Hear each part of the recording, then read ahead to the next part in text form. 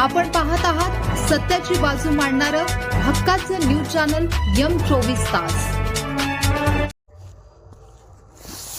चिमुकल्याने दाखवले धाडस, बिबट्याच्या तावडीतून बहिणीची केली सुटका, शिराळ्यातून शौर्य पदकाची मागणी। नुकत्याच घडलेल्या एका थरारक घटनेत 5वीत शिकणाऱ्या एका चिमुकल्याने आपल्या जीवाची पर्वा न करता बिबट्याशी 2 हात करत आपल्या लहान बहिणीचे प्राण वाचवले आहेत। या धाडसी कृत्याबद्दल सर्वत्र त्याचे कौतुक होत असून त्याला शासकीय शौर्य पदक मिळावे अशी मागणी जोर धरू लागली आहे। मिळालेल्या माहितीनुसार शिराळ तालुक्यातील उपवडे गावचा रहिवासी आणि श्री शिवछत्रपती विद्यालयाचा इयत्ता 5वीचा विद्यार्थी बालाजी संग्राम पाटील याने हे अचाट शौर्य दाखवले।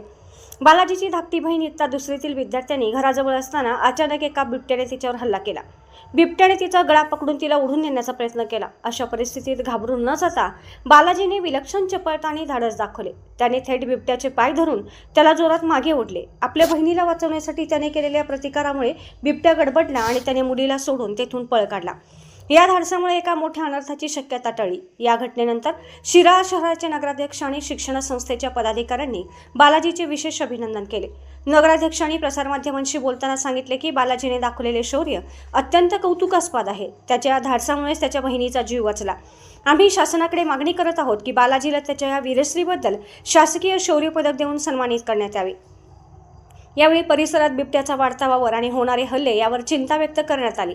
जर त्या ठिकाणी बालाजी नसता तर आज खूप मोठी दुर्घटना घडली असती असे स्थानिक रहिवाशांचे म्हणणे आहे। वन विभागाने या प्रश्नाकडे तातडीने लक्ष देऊन बिबट्याचा बंदोबस्त करावा आणि प्रतिबंधात्मक उपाययोजना कराव्यात अशी विनंतीही प्रशासनाच्या वतीने करण्यात आली आहे। सध्या सोशल मीडियावर आणि संपूर्ण सांगली जिल्ह्यात बालाजी संग्राम पाटील याच्या धाडसाची चर्चा असून त्याच्यावर अभिनंदनाचा वर्षाव होत आहे।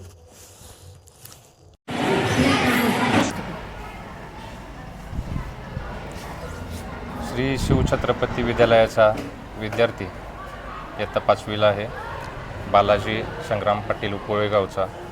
तर आपल्याला सर्वांना माहितीच आहे की उपवळे गावात एक दुर्घटना घडली।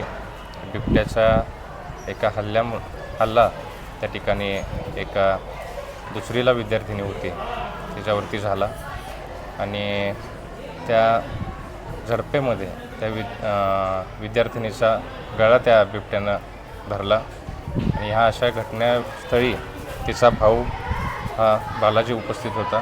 त्यानं एक शौर्य दाखवलं, धाडस दाखवलं आणि आपल्या बहिणीचा बचाव करण्यासाठी त्या बिबट्याचे पाय धरले, त्या बिबट्याला ओढला आणि तिथं दुर्घटना होण्यापासून त्या ठिकाणी त्यानं धाडस दाखवून तिच्या बहिणीचा त्यातून बचाव केला।